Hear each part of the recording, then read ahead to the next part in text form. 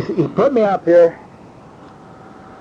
Initially, I expect to stop this whole process, which it did. It did for 10 years.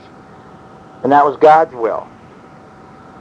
But it was not God's will that they do what they did to me. That was man's will. That was their will. And, it's effective.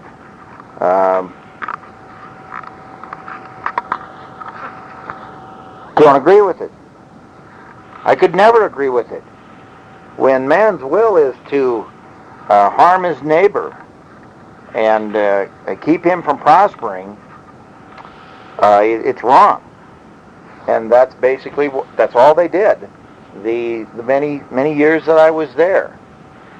So we're coming up on that day when I'm going to do what I have to do, and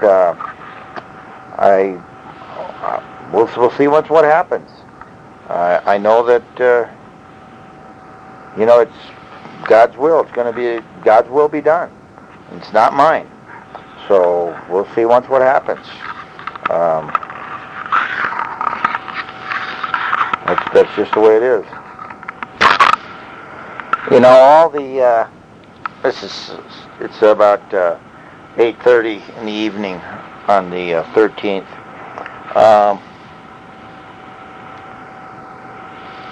All or most of the documentation between me and the town while this was going on, and between me and this attorney Dietza, has been put on paper, and it's in a plastic bag in the back of the Subaru.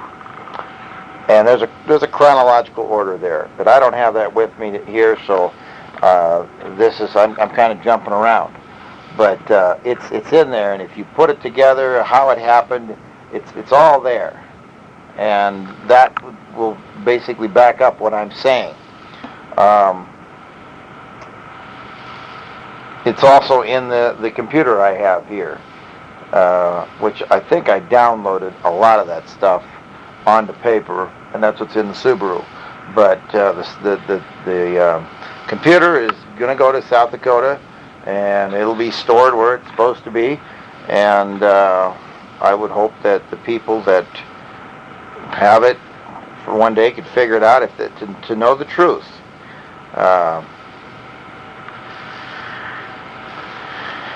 And I guess if they do figure it all out and they still figure I'm wrong, well, that's the way they figure. That's the way people figure. I don't think that I would be making this tape. I don't think I'd be still sitting here, 2-3 years after all this stuff was done, 4 years, whatever. It'd still be bothering me. It took my whole retirement away. I've got no life.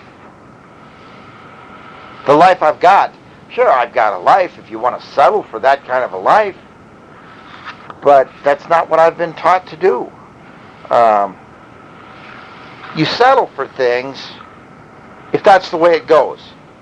If I had gone bankrupt and lost a muffler shop with the property and went to an auction later on, the FDIC got it back or whatever, and I went to that auction and I didn't bring enough money with me to buy it, it's a good sign, that I shouldn't have it back and that I should go do something else.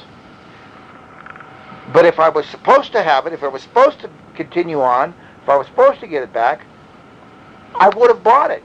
And that would be a good sign to go on. But Cody didn't bring enough money. And he lost. And he just has refused to give it up. The town, because their plans that they made for rezoning that 2 acres, when they rezoned Gus Harris's 2 acres south of me, when I stepped in, when God put me there to buy that property, and their plans were done with, they were eliminated, they were stopped.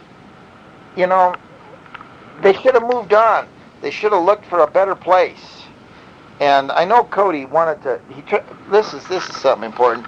he wanted the concrete plant to be out there by Hot Sulphur Springs, just east of Hot Sulphur Springs. And, I didn't really care. I didn't go to any of the meetings or anything. But they turned it down. And it was way outside of town. It was downwind of the town. But this was very interesting. And this is why we should have had a change of venue in the court proceedings. We should have had this moved to Steamboat. Because the judge who sat at our trial, the judge had gone to those meetings in 97. I believe it was 97 when Cody tried to get that out there by Hot Sulphur Springs. The judge owned property across the highway to the north. And the judge and his wife went to the meetings for the county to oppose this concrete plant being there because it was going to devalue their property. And the letters are there at the county, at the Hot Sulphur Springs, at the courthouse there. And I found this out a couple of weeks after I lost the case. I'd heard somebody said that he had fought this judge had. And so I went down to the court and I found these records, and there's copies of those are in the back of that Subaru, I believe. His letter from his wife and what she said. And these were strictly, from the judge's heart. It wasn't from his wife. It was from him because he was at those meetings. And it's right in the record. When you go to those meetings, you have to sign in, and he signed in. And he should have recused himself from doing this. But by doing what he did, by making the judgment in favor of the Dochefs and the town, he ensured that it would never come back to be at that location in the gravel pit across from his property. And my attorney, as paid off as he was, however they got to him or whatever his thinking was, he even told me that I should write the judge and ask him to set aside his verdict, and that we should have a new judge redo it. But what was the point? I spend another $50,000 with this attorney so that we go fight it someplace else? That's all he was doing was making money on the deal. He didn't care if I win or lose. As a matter of fact, in one of the letters he sent me, which is a copy in the computer and in the back of the Subaru, he said that he wouldn't appeal it. I always told him, I said, Dietz, if this is good enough to take to court the first time in the face of all the negative feelings that I have about winning it, I said, it's good enough if we lose to appeal it to a higher court. Dietz wouldn't do it. He would not appeal it, even after I told him that the judge had fought this concrete plant when it was going to be across from his property, which wasn't even downwind of the property. It was right beside it, but it was for the most part upwind of the darn concrete plant, and it property wouldn't have been affected near as badly as my property was, or the town property of my neighbors. And anyway, Dietz said that he would not appeal it, and he said this in a letter because he had future cases coming up in front of Judge Doucette, and he felt that if he appealed Judge Doucette's ruling, that it would affect adversely on him in these other cases. Well, I'm sorry, I don't know what that is called, but without a doubt, it was wrong. If he was willing to take my money for all those months and years that we fought this thing, convincing me all along that we were going to win, that it was the right thing, I was doing the right thing, he really should have done it without being paid. And I should have been smart enough to tell him that clear back there when they made that resolution in 2000, that he shouldn't get paid anymore. But I didn't know I didn't know about how towns operate. Especially, I didn't know they were that crooked. So, I made a mistake. I made a lot of mistakes. And what did they teach me? I mean, why? So I learned how to go to FDIC auctions maybe and buy property, and if there was the previous owner bid against me at the future auctions when I bought this property, that I would just sell it real quick. What good does that do me when I'm 65 years old, if that's when the FDIC starts selling properties that have been foreclosed on again, if there's a glut of those on the market because the economy drops? I don't need that kind of money at 65. I needed it when I was in my 40s and my 50s. That's when it should have been here, and it's not here. So the money that I've got is of no use to me because I am not going to live the life they want me to live. They think that I should have to stay down there in Granby. I should have kept my muffler shop going. I should have put up with all the dust, all the Snickers. The town council. I'd pass them in the post office, and they'd snicker at me after they knew I lost. On the street, Casey Farrell. I mean, the guy, what a barbarian. He's just a very sick man. He comes across as being one of those good guys, and he's nothing like that at all. He's part of the problem. As we're with that whole system down there, the good old boy system. When you come up against a person like me, you got to help me. Throw me a bone. You wouldn't throw me anything. You couldn't. I mean, when Cody first came to those meetings, he said he would put up walls and he would do all this different stuff. We don't have any of it. It doesn't make any sense. Other than that it was the good old boys patting each other on the back. Well, you should have made me, if not one of the good old boys, you should have given me a bone to get out of there so that I could leave you alone and do what you wanted. I put the property up for sale almost as soon as this PDO started. Get me out of here. But you couldn't read that. And if you did, you read it so that you said, "Ha, we got him. We know he wants to get out of there. We know he knows he's screwed. Let's really screw him." That's exactly what their attitude was. And they did. I had no choice. What was I supposed to do? So when I had my auction, these people, I netted, when I sold the property by myself to Travis Bussey and his partner Bob, I netted $400,000 on the sale because I didn't use a realtor. At the auction, I would have had to pay the auctioneer 10% of the sales price to net the $400,000. I had it listed as a minimum reserve of $450,000. And remember, I am forfeiting my business, the goodwill, all that, what I would call equity. I'm giving it up.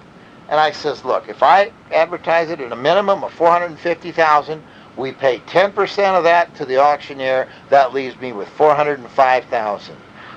If they would have bought it at that auction for $450,000, I would have walked away. But there wasn't one bid. And it also is unique how I had 5 things that were reserved at the auction: the bulldozer, the land, a Cabelco backhoe, my 72 Nova, and a pair of jet skis. It is unique how the jet skis made the minimum, the Cabelco made the minimum, the Nova went over the minimum, and they sold. But what 2 things did I keep? The the Komatsu dozer, and the property. So stop and think about this. I wasn't supposed to walk away from this because the Komatsu was still there. The property was still there. If I would have gotten a bid of $450,000, I would have netted $5,000 more than I actually netted. Is that what it cost for you people to not pay?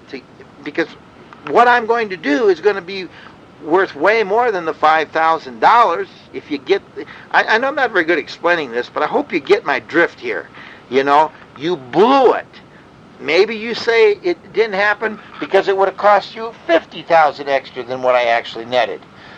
Well, you were telling everybody, Cody was telling everybody that I talked to that the property was only worth $300,000.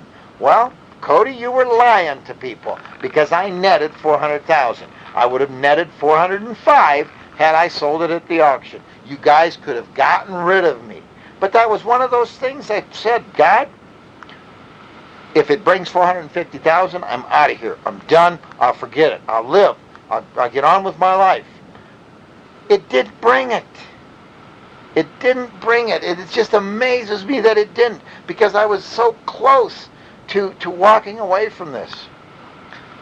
Anyway, so I got the dozer and I got the building. Another thing that was very, very unique was, now how am I going to do, what am I going to do with this dozer? Okay, I had it up on the driveway for sale, and according to the Ritchie Brothers auction sales at that time, that dozer was selling nationally for as much as $43,000. Okay, I don't believe that any of the Komatsu D355s were as in good a shape as this one was. This Komatsu was owned by, I believe it was Fresno Tractor. And they'd owned it for about 6 years and had rented it out. And this Komatsu was in excellent condition. If any Komatsu D355 should have brought $54,000, which is what I had it at, that one should have. I was willing at the auction to take $33,000 for it. Couldn't get a bid. I got a $20,000 bid. That was the only real bid we got. Well, I had $24,000 in it. I'm not going to sell it for that, especially when Ritchie Brothers says it's worth $43,000. So I kept the dozer. What was unique, after everything's gone, I find out that the dozer is 2 inches shorter than 12 feet and will go into the storage building. It is 1 inch narrower than the door. If I take the little bottom, the edging grousers off, or whatever they call them on the dozer blade, if I take those off, that dozer will go in my storage building. So I says, well, let's put it inside, because then I can build it to do what I am supposed to do. And I could not believe it. I put up a 4x8 piece of plywood on each side of the door so that the blade would go through, drove that thing up there, got out to where the cab was close to the door, checked the clearance, and I had 2-3 inches of clearance. I drove it right in there. It fit through that door so tight you almost had to grease it to get it in there. Why did that particular dozer fit in the building? Why had I not bought one of the D9s at that Fresno auction? It doesn't make any sense. You know, a D9's got more horsepower. It's probably more dependable than a Komatsu. If I'd have bought one of them, I'd have never got it in that building, because they were much taller than the Komatsu was. So I'm thinking, well, this is good. I get it inside, now I can build it. Must be what I'm supposed to do. Put it inside under the guise that, you know, it's winter time. I'm not going to be here. Everything's sold. I don't have a muffler shop anymore. I'm going to go snowmobiling. I got to keep it out of the weather, and I got to keep it away from the friggin' criminals down there in Granby who are going to come by and sabotage it, which did happen to my place more than once in the 10 years, 11 years that I was down there. People would steal different things and so forth. I mean, it's a sick town. Other than have the store that I had in Commerce City, the muffler shop, which got broke into one time, I never had any problems with theft in any of the businesses that I ever owned, or any of the shops that I ever run. But in Granby, I had problems. And there may be good reasons for that because it wasn't sitting on the main street and so forth, and whatever, But there were more break-ins in my building in Granby than any business I have ever owned. There was 4 to be exact. 3 were attempted, I should say, where they didn't get in, or if they did, they didn't take anything. The one time that they did take anything, they stole some wheels off of a street rod that I had sitting in front of the building. And those people got caught. And I got restitution from one of them. There was 3 kids. One of them paid his restitution. The other 2, for all I know, they're in jail today. But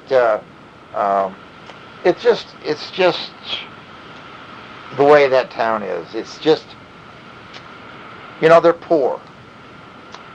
Right now, I think that everybody's probably got a lot of money in their pockets because we've had pretty good economy up here the last 5 or 6 years. But those people all could have $1 million each. They would still be poor. They're poor in mind. They're poor in pocketbook. They're poor in spirit. They're poor in heart. They're just poor people. And I don't know. It's they need to stop thinking that they have to get some self-esteem, some self-respect, and love their neighbors, and not try to deprive them of a right to make a living, to have their dreams realized. And it's sad that people down there do that. And I'm talking about the leaders of the community. They keep people down because if they didn't, the real cream of the crop would rise to the top and knock them from their position. But of course, their definition of cream of the crop is to see how devious you can be to screw your neighbor. If you're devious enough and you're smart enough and wily enough to screw your neighbor, then you're the cream and you should be on top. You shouldn't earn it through doing honest, hard work. You have to get together, have secret meetings. You have to spend years conniving, waiting for an opportunity to screw your neighbor. Well, I've never done it, and I ain't planning on doing it, other than what I'm doing now. And this will be the first time that I've ever done something like that, the way they want it to be done, the way they do it, to do it in secret, to do things behind their back, to lie to you when you ask them what their plans are and they won't tell you. I've had to do that. People ask me, what am I doing? Oh, I'm not doing anything. I spent the whole summer of 2003 in that friggin' building, lived there without a shower for as much as 4 days at a time, working on that dozer, getting it prepared to do what I have to do. And that's another thing that was so uncanny. We talk about getting caught. Why didn't I get caught? Why haven't I been caught? Or why didn't I get caught up to now? Last fall, when Travis and Bob go to buy the place, they need to have their insurance man come in and see the storage building. They want to see inside. Now, I had put up a temporary wall, and I had insulated that whole building that summer and had started working on this dozer. I had this dozer about half done, maybe 3/4 done by the time they wanted this insurance guy to come in. I had to clean that whole shop up, hide all the steel, the welders, hide all that stuff in a little room in the corner I built out of 2x4s and canvas. And then what did I do? I took polypropylene tarps and I covered the dozer, which I had the whole cab armor on. I had about half of the engine armor on, and I covered it up with tarps and taped it all shut. And I says, maybe this is where I'm supposed to get caught. They're going to come in here and they're going to get nosy. They're going to want to know what's under this dozer. They're going to find out that I'm building this, and somebody's going to go call the cops, and they're going to put a stop to it. Well, that's the way it's supposed to be. Catch me, okay? They came in there after I had the shop all cleaned up, had everything put away, had the dozer covered up with these polypropylene tarps. I even put a lift in there to lift all this steel onto the dozer. This lift was about 20 feet long, had a 20-foot arm on it with an electric winch, and it swung on a post.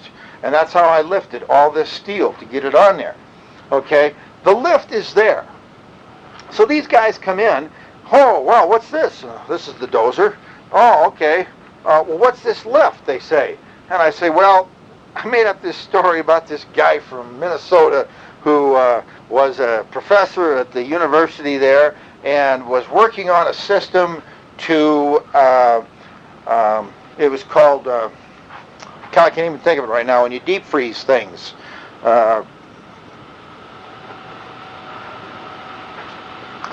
Cryogenics or something like that.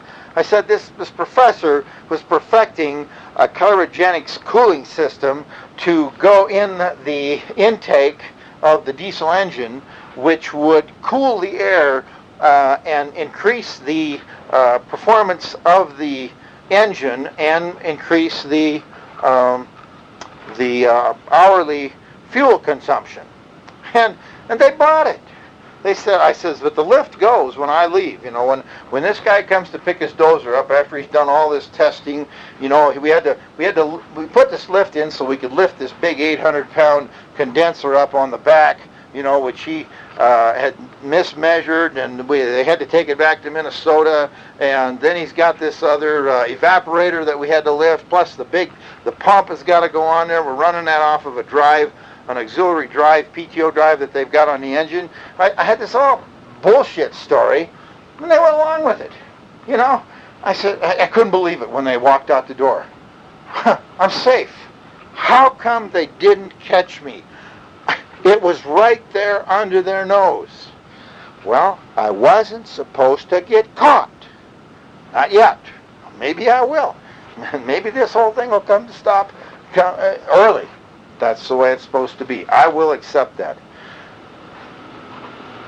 They took away my life. They took away my future. They took away my hope. They took away any desires that I had. I cannot operate in a community of people that does that to their neighbors. I wasted 13 years of my life down there because the Thompsons were pissed off that I bought that property. You put yourself in my shoes and tell me how you would feel at 50 years old realizing that you've wasted 10 years of your life because of someone's malice, because of their jealousy, because of their greed, because of their hate. I'm 52 now. That's why I talk about 12, 13 years. You know, it was 10 years then. You know, it just isn't right. I cannot... There used to be a time when I could withstand these types of losses. I could never afford them. You can never afford to lose money. You can withstand it, and you can recover sometimes. Most of the time I looked at it that way, it was because I was young, and I was strong, and I could go out and physically do the work. I'm 52 now. I can't do it. I can't withstand it. I can't recover.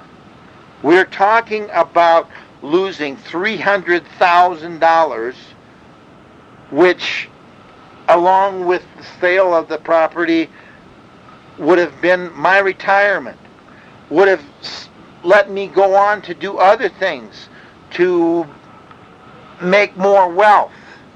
But when you take 10 years of my life away and just piss it down the drain and are happy about it and ecstatic about it, no.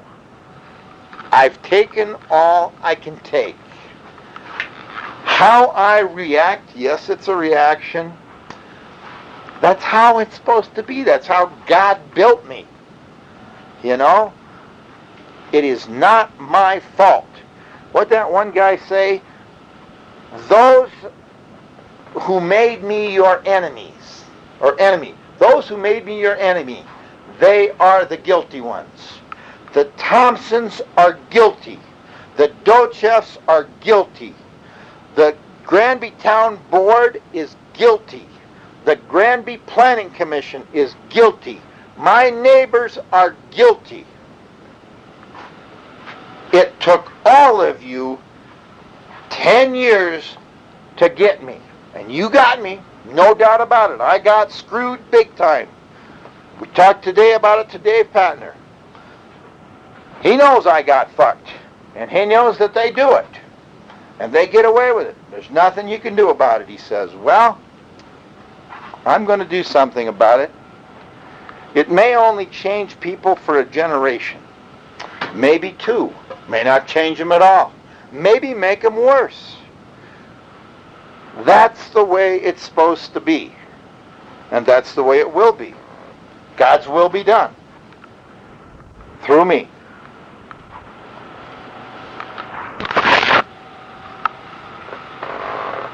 We're going to fly.